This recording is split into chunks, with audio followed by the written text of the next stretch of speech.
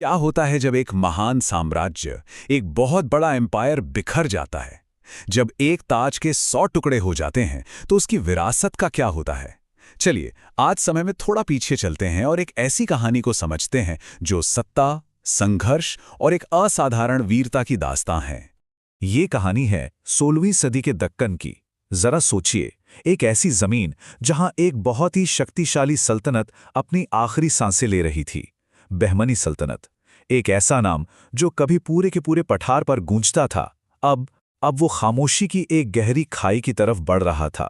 तो आगे जो 5 सुल्तान आए, उनकी कहानी जानने से पहले ये समझना जरूरी है कि वो एक महान शक्ति कौन सी थी जिसके गिरने से ही एक नए दौर की शुरुआत हुई। अपने सबसे बेहतरीन दौर में बहमनी साम्राज्य दक्कन का बेताज बादशाह था। मतलब उसकी ताकत और उसके प्रभाव की कोई सीमा ही नहीं थी। लेकिन जैसा कि इतिहास ने हमें बार बार सिखाया है, सबसे ऊंची मीनारें भी एक दिन गिर ही जाती हैं। और ये पतन बहुत तेजी से हुआ, जैसे कोई मजबूत किला रेत की तरह ढह जाता है, बिल्कुल वैसे ही 1482 में महमूद शाह गद्दी पर तो बैठा, पर वो सुल्तान सिर्फ नाम का था। असली ताकत तो उसके गवर्नरों के हाथ में थी। और देखते ही देखते 1527 तक आखिरी सुल्तान कलीमुल्ला शाह के साथ बहमनी सल्तनत का सूरज हमेशा के लिए डूब गया।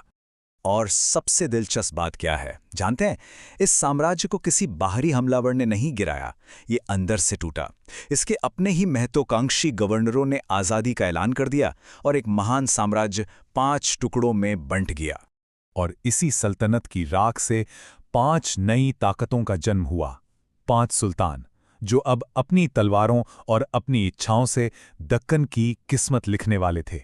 ये थे बीजापुर के आदिल शाही, जिनकी कला आज भी गोल गुंबज में जिंदा है। अहमदनगर के निजाम शाही, बरार के इमाद शाही, गोलकुंडा के कुतुब शाही, जो हीरों के व्यापार के लिए दुनिया भर में मशहूर हुए, और बीदर के बरीद शाही। ये सब बहमनी साम्राज्य के वारिस थे, जिन्होंने उन खंडहरों पर अपनी अपनी सल्तनतें खड़ी कीं। लेकिन ये वारिस एक दूसरे के सबसे बड़े दुश्मन भी थे। ये एक ही हाथ की 5 उंगलियों की तरह थे। साथ में आ जाएं तो मुट्ठी बन जाएं, पर ज्यादातर एक दूसरे के खिलाफ ही भिड़े रहते थे। दक्कन पर हुकूमत के लिए उनमें लगातार जंग चलती रहती थी। हालांकि इतिहास में एक पल ऐसा भी आया जब ये उंगलियां मिलकर एक मजबूत मुट्ठी बनी। 1565 में बरार को छोड़कर 4 सल्तनतों ने एक साथ आकर दक्षिण के सबसे शक्तिशाली विजयनगर साम्राज्य को तालीकोटा की लड़ाई में हरा दिया। ये उनकी एक साथ आई ताकत का एक छोटा सा लेकिन बहुत ही भयानक प्रदर्शन था। पर यह एकता ज्यादा दिन नहीं चली।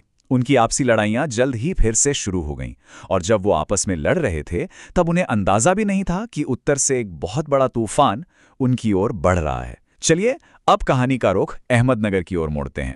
ये तूफान था मुगल साम्राज्य। बादशाह अकबर की नजरें अब दक्कन की दौलत पर टिकी थीं, और मुगलों के इस विशाल साम्राज्य के सामने दक्कन की ये छोटी छोटी सल्तनतें बहुत बौनी नजर आ रही थी।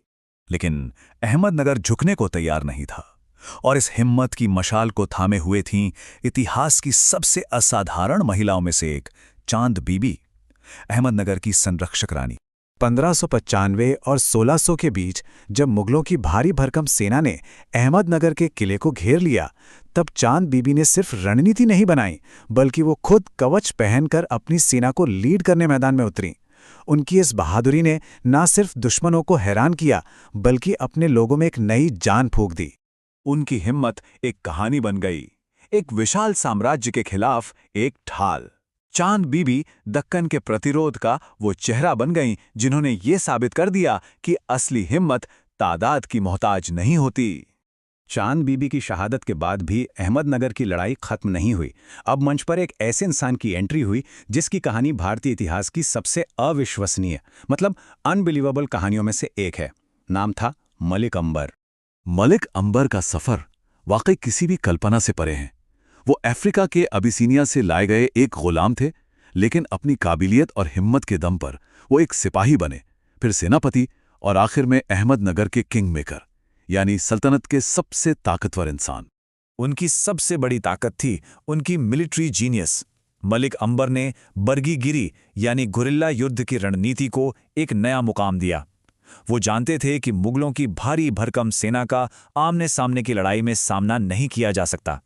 इसलिए उन्होंने रफ्तार, अचानक हमले और इलाके की जानकारी को अपना सबसे बड़ा हथियार बनाया। ये डेविड और गोलियात की लड़ाई जैसा था। एक तरफ मुगलों की विशाल धीमी सेना जो अपनी सप्लाई पर निर्भर थी, और दूसरी तरफ मलिक अंबर के फुर्तीले मराठा घुड़सवार जो बिजली की तरह हमला करते और पहाड़ियों में गायब हो जाते थे। उन्होंने दशकों तक मुगलों को परेशान करके रखा। लेकिन मलिक अंबर सिर्फ एक योद्धा नहीं थे, वो एक बेहतरीन एडमिनिस्ट्रेटर भी थे। उन्होंने रैयतवाड़ी भू राजस्व सिस्टम लागू किया, जिसने किसानों को सीधे राज्य से जोड़ा और बिचौलियों को खत्म कर दिया। इस सुधार ने राज्य की इकोनॉमी को मजबूत किया और उन्हें लोगों का पूरा समर्थन मिला। वो सच में युद्ध और शांति दोनों के महारथी थे। मलिक अंबर ने 20 साल से भी ज्यादा समय तक मुगलों को रोके रखा, पर हर कहानी का एक अंत तो होता ही है। अहमदनगर की आज़ादी की ये लंबी लड़ाई अब अपने आखिरी पड़ाव पर थी। 1626 में मलिक अंबर की मौत हो गई और उनके जाने के साथ ही अहमदनगर की हिम्मत की रीढ़ टूट गई। आखिरकार 1633 में मुगल बादशाह शाहजहां ने उस किले पर कब्जा कर ही लिया जिसे उसके पूर्वज दशकों तक नहीं जीत पाए थे।